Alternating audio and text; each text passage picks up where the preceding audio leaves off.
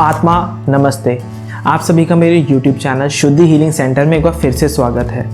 जैसा कि अभी हम बीमारियों के बारे में डिस्कस कर रहे हैं कि बीमारियों के क्या पॉसिबल फिजिकल, मेंटल, इमोशनल या फिर स्पिरिचुअल कॉजेज़ क्या क्या हो सकते हैं, तो इसी सीरीज़ को आगे कंटिन्यू करते हुए जो हमारी नेक्स्ट बीमारी है जिसके बारे में हम लोग डिस्कस करेंगे वो है कैंसर। अब कैंसर किसी एक पर्टिकुलर बीमारी का नाम नहीं है। Cancer is a group of disease, यानी कि कई सारी बीमारियां हैं जो एक कैंसर के अंदर आती हैं, जैसे कि ब्रेस्ट कैंसर हो गया, ब्लड कैंसर हो गया। तो इस तरीके से कई प्रकार का कैंसर होता है बॉडी में, अलग अलग जगहों पर जहां पर कैंसर होता है उस नाम के हिसाब से हम लोग कैंसर को रिकॉग्नाइज करते हैं। सेकेंड पॉइंट, कैंसर दो प्रकार का होता है। First one is malignant cancer. Malignant cancer वो कैंसर होता है जहाँ पर ट्यूमर के जो सेल्स होते हैं वो एक टिश्यू से दूसरे टिश्यू में इन्वेड कर सकते हैं, यानी कि वो मूव कर सकते हैं। जैसे कि ब्लड कैंसर आपकी पूरी बॉडी के अंदर वो फैल सकता है। Second one is non malignant cancer, जहाँ पर कैंसर जो है एक पर्टिकुलर रीजन में ही आपका रहता है, वो मूव नहीं करता, एक ऑर्गन से दूसरे ऑर्गन या एक टिश्यू से दूसरे टिश्यू के अंदर वो मूव नहीं करता, तो उसको हम लोग नॉन मैलिग्नेंट कैंसर कहते हैं। अब बात करें कि कैंसर के क्या कॉजेज़ हो सकते हैं। साइकोलॉजिकली देखा जाए तो कैंसर के साइकोलॉजिकली कई सारे रीजंस हैं। It can be your personality trait, आपकी पर्सनैलिटी कैसी है, आप चीज़ों को कैसे लेते हैं, आप चीज़ों को कैसे देखते हैं, आपका चीज़ों को देखने का पर्सपेक्टिव क्या है, वो मैटर करता है। उसके साथ साथ आपकी चाइल्डहुड मेमोरीज़ कैसी हैं, अपने पेरेंट्स के साथ, अपने टीचर्स के साथ, अपने फ्रेंड सर्कल के साथ आपकी कैसी मेमोरीज़ हैं, उनका आपकी लाइफ पे, आपकी पर्सनालिटी पे क्या इम्पैक्ट हुआ है। आज हमने फर्स्ट वीडियो में ही बात करी थी कि 95% 80 to 95% जो बीमारियां हैं वो साइकोसोमैटिक हैं, यानी कि वो आपके ही सोच विचार से उत्पन्न हुई हैं, वो आपके ही थिंकिंग पैटर्न, आपके ही थॉट्स की वजह से आपकी बॉडी में बनी है वो डिजीज़। तो इसलिए 80 to 95% disease are psychosomatic. Even cancer is a psychosomatic disease. तो अगर हम लोग बात करें कि इसके क्या इमोशनल कॉजेज़ हो सकते हैं, तो इमोशनल कॉजेज़ में जो सबसे पहला जो एक कॉज है वो है चीज़ों को एक्सेप्ट ना कर पाना कि क्यों है ये चीज़ें कैसे हैं, क्यों है, मेरे साथ ऐसा क्यों हो रहा है, इस तरीके के जो थॉट पैटर्न है वो। सेकंड जो इमोशन यहाँ पे देखने को मिलते हैं वो है ह्यूमिलेशन, कि मुझे उस तरीके से रिस्पेक्ट नहीं मिल रही है, या मुझे उस तरीके से ट्रीट नहीं किया जा रहा, या मेरे साथ इल ट्रीटमेंट हो रहा है। उसके अलावा जो यहाँ पर दूसरी चीज़ है वो है रिजेंटमेंट, चीज़ों को पकड़ कर बैठना, चीज़ों से मूव ऑन ना कर पाना, एंगर रखना अपने अंदर, चीज़ों से लेट गो ना कर पाना। मतलब किसी भी चीज़, हमारी लाइफ में कोई इंसिडेंट हुआ एंड अब हम उसी इंसिडेंट को लेकर बैठ गए हैं, तो ये भी एक कारण हो सकता है आपके कैंसर का। इसके साथ साथ आपके अंदर मान लेते हैं कि बचपन में पेरेंट्स के बीच में काफ़ी ज़्यादा लड़ाई झगड़े हुए एंड उन लड़ाई झगड़ों का इम्पैक्ट आपकी पर्सनैलिटी पे आया, एंड वो जो लड़ाई झगड़े हैं उनका जो थॉट प्रोसेस आपके माइंड में बचपन में क्रिएट हुआ था वो आपकी बॉडी से तो नहीं निकला, वो आपकी ही बॉडी में कहीं ना कहीं जाकर स्टोर हुआ। जहाँ पर भी वो स्टोर हुआ, जब वो दबता गया, उसके ऊपर और भी इमोशन आकर स्टोर होते रहे, तब आपके अंदर कैंसर कॉज होता है। तो कैंसर के कुछ इमोशनल कारण ये हैं। उसके अलावा कैंसर के कुछ और कारणों की बात करें तो वो हो सकता है बिट्रेयल। आपको लगे कि यार मुझे तो लाइफ में हर कदम पर हर एक इंसान ने धोखा दिया है, या फिर आप किसी रिलेशन में थे, उस रिलेशन में आपको धोखा मिला, उस रिलेशन में उस पर्सन ने आपको चीट किया। अब आपको लगता है कि इस दुनिया में हर कोई बंदा, हर कोई इंसान आपको चीट करने वाला है। ऐसे जब थॉट प्रोसेस होते हैं तो ये भी कैंसर कॉज करने का एक कारण होता है। इसके साथ साथ इनजस्टिस एक ऐसा इमोशन है जो एक पर्सन के अंदर जब होता है तो ये उसको लीड करता है कैंसर की तरफ। ये सोचना कि मान लेते हैं कि घर में 2 या 3 बच्चे हैं, तो पेरेंट्स के लिए ये सोचना कि ये मुझसे ज़्यादा मेरे बड़े भाई बहन या मेरे छोटे भाई बहन से ज़्यादा प्यार करते हैं। किसी रिलेशन में आने के बाद ये सोचना कि मुझे उस तरीके से टाइम नहीं मिल पा रहा है, या मेरी उस तरीके से रिस्पेक्ट नहीं है, मेरी इस पर्सन को कद्र नहीं है। जब हम ऐसे कोई थॉट प्रोसेस बनाते हैं और वो हमारी बॉडी में जब स्टोर होते हैं over a period of time, यही इमोशंस हमारे अंदर डिजीज़ कॉज करते हैं।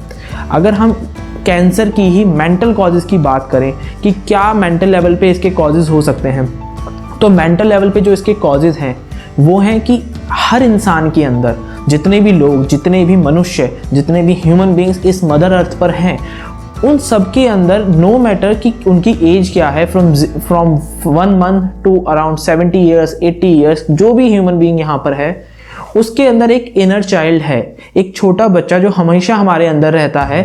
कहने का मतलब ये है, छोटे बच्चे से हम मतलब ये है कि एक हमारी सेल्फ, हमारा जो इनर सेल्फ है, जो हमेशा प्यार चाहती है, जो हमेशा केयर चाहती है, उसे हम छोटा बच्चा कह रहे हैं। वो छोटा बच्चा हमेशा हमारे अंदर है, उसकी कुछ डिज़ायर्स हैं, उसकी कुछ चाहते हैं कि जो पूरी होनी चाहिए, लेकिन जब वो डिज़ायर्स फुलफ़िल नहीं हो पाती या फिर जब हम उसे उस तरीके से रिकॉग्नाइज़ नहीं कर पाते, चाहे काम के प्रेशर में, चाहे फैमिली के प्रेशर में आकर हम कुछ भी कर रहे हैं और हम अपनी खुशी के लिए कोई काम नहीं कर पाते, जब हम अपनी इंटरनल डिज़ायर्स, इंटरनल खुशी के लिए कोई काम नहीं कर पाते, तो वो ही चीज़ हमारे अंदर स्टोर होती रहती है। एंड जैसे जैसे वो ज़्यादा स्टोरेज बढ़ती रहती है, वो हमारे अंदर किसी ना किसी बीमारी के रूप में फिजिकली मटेरियलाइज्ड होने लगती है, कि वो हमें दिखने लगता है कि अब हमारे अंदर ये इशू हो रहा है। तो इसके मेंटल कॉजेज़ ये हैं। और अगर स्पिरिचुअल कॉजेज़ की बात करें तो इसकी एक बहुत ही ब्यूटीफुल एनालॉजी है कि जैसे कैंसर जो है आपके सेल्स को किल करता है बेसिकली। अगर हम इसको समझें तो कैंसर जो है एक कैंसर के सेल से दूसरे कैंसर के सेल में जब फैलता है तो वो कैंसर सेल को डाई करता है। सिमिलरली जब हम लोगों को हर्ट करते हैं, हम लोगों को जब परेशान करते हैं, तो हम सामने वाले की सोल को, सामने वाले पर्सन को हर्ट कर रहे हैं। तो ये बहुत ही ज़्यादा ब्यूटीफुल एनालॉजी है कि जहाँ पर आपके कैंसर सेल आपके सेल्स को किल करते हैं, वहीं आपके जो कहे हुए शब्द हैं या आपके जो इमोशंस हैं जिन्होंने दूसरों को हर्ट किया है, तो ये इन दोनों के आपस में काफ़ी ज़्यादा एनालॉजी है। तो नाउ आप ये समझ सकते हैं कि whatever you are saying to someone, आप किसी को अगर हर्ट करते हैं तो वो कितना बड़ा क्राइम है, क्योंकि वो किसी और को इफेक्ट नहीं कर रहा। Eventually at the end of the day वो आप ही को इफेक्ट करेगा। सो क्या करना चाहिए? अगर मेरा किसी के साथ कुछ नेगेटिव रिलेशन हो गया है या नेगेटिव चीज़ मैंने किसी को कह दी है या कोई एक नेगेटिव रिलेशन अब बन चुका है, हम कुछ नहीं कर सकते उसका, तो हम क्या करें? So there is a method जिसको आप कर सकते हैं, दैट इज़ फॉरगिवनेस। फॉरगिवनेस करके ना सिर्फ आप अपने नेगेटिव इमोशंस को रिलीज़ कर सकते हैं, अपने नेगेटिव एस्पेक्ट्स, जो नेगेटिव पर्सपेक्टिव आपकी लाइफ के हैं, जैसे आप चीज़ों को देखते हैं, उन्हें चेंज कर सकते हैं, बल्कि आप अपनी लाइफ को इम्प्रूव कर सकते हैं, आप अपनी हेल्थ को इम्प्रूव कर सकते हैं। This is a scientific study which stated that कि अगर आप फॉरगिवनेस करते हैं तो धीरे धीरे आपका एंगर मैनेजमेंट भी इम्प्रूव होता है, उसके साथ साथ आपकी इम्यूनिटी भी बूस्ट होती है। There is a author named as Louise Hay, तो उन्होंने अपना, she was a cancer patient, उनको हार्ट एलिमेंट थे। तो by doing forgiveness and affirmations उन्होंने ना सिर्फ अपने कैंसर को ट्रीट किया, अपने हार्ट एलिमेंट्स को ट्रीट किया, उन्हें ये समझ में आया कि उनके अंदर जो भी कॉजेज़ हुए हैं, जो भी डिजीज़ हुई है, चाहे कैंसर हो चाहे हार्ट एलिमेंट हो, वो किस वजह से हुई। बिकॉज इफेक्ट दिखा, disease is a effect, but हम उसके कॉज में जाएंगे कि उसका कॉज क्या था। तो उन्होंने ये बताया कि उनकी इन सारी प्रॉब्लम्स का कॉज था उनके पेरेंट्स के साथ उनके रिलेशनशिप, जो भी बचपन की मेमोरीज थी, जो भी उनके अंदर एक फियर था बचपन को लेकर, अपने बचपन में जो बिटर मेमोरीज थी उनकी, उन सब की वजह से उनके अंदर ये डिजीजेस कॉज हुई। तो जब उन्होंने उन इंसिडेंट्स के साथ, अपने पेरेंट्स के साथ, अपने चाइल्डहुड के साथ फॉरगिवनेस करनी शुरू करी, तो ना सिर्फ उन्होंने अपनी कंडीशन को रिवर्स किया, बल्कि उनकी इम्यूनिटी भी बूस्ट हुई और उनकी लाइफ पहले से ज़्यादा बेहतर हुई। सो बाय डूइंग फॉरगिवनेस ना सिर्फ आप अपनी जो भी डिजीज़ वाली कंडीशन है, जो भी बीमारी वाली कंडीशन है, उसे ठीक कर सकते हैं, बल्कि अपनी लाइफ को भी इम्प्रूव कर सकते हैं। सो कैंसर के केस में एक सबसे ज़्यादा रिक्वायरमेंट की चीज़ होती है फॉरगिवनेस। किसी और से तो सही, लेकिन उसके साथ साथ सबसे ज़्यादा फॉरगिवनेस कैंसर पेशेंट्स को अपने आप से करनी चाहिए।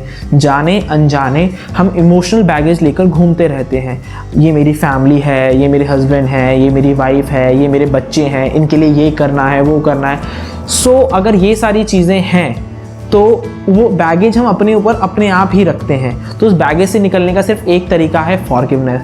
सो मैं डिस्क्रिप्शन में एक ऐप का लिंक दूंगा, आप उस ऐप को डाउनलोड कर वहाँ पे फॉरगिवनेस साधना है, हिंदी इंग्लिश दोनों लैंग्वेज में अवेलेबल है। आप फॉरगिवनेस साधना दिन में 3 बार करें एंड आप अपने फीडबैक देख सकते हैं आफ्टर अ वीक कि आपको क्या इम्प्रूवमेंट दिखते हैं। टिल देन आप हमारे साथ बने रहिए। आत्मा नमस्ते।